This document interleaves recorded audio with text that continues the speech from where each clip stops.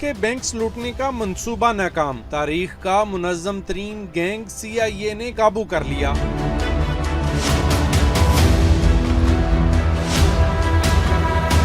सात रुकनी गैंग कराची के मुख्तलिफ बैंकों से 1 अरब 33 करोड़ की रकम लूटने के बाद लाहौर पहुंचा। गैंग के सरगना ने अपनी टीम में माहिर ड्राइवर और रैकी करने वाले भी रखे। मैं 2 साल से इनके साथ रैकी कर रहा हूँ लाहौर में।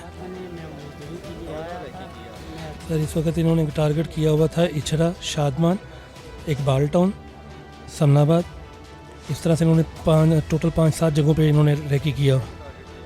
इन्होंने ज़्यादा इछरे को टारगेट किया था और शादमान।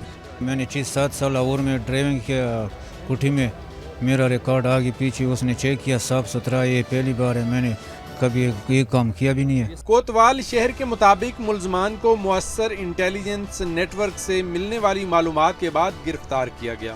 इनमें से 7 वो लोग हैं जो कि कराची में जिन्होंने बैंक में वारदातें की और 7 उनके फैसिलिटेटर्स हैं जो लाहौर के अंदर मौजूद थे। इनसे हमने तकरीबन जो है वो 35 लाख रुपए की रिकवरी भी कर ली है। तकरीबन 22 मुकदमे इनसे हमारे ट्रेस आउट हुए हैं लाहौर के। मुल्ज़मान ने ईद तातीलात के दौरान लाहौर के मुख्तलिफ बैंकों को लूटने की मनसूबाबंदी कर रखी थी, जिसके लिए गैंग मेंबरान ने लाहौर के साथ सरकारी और निजी बैंक्स की रैकी कर रखी थी।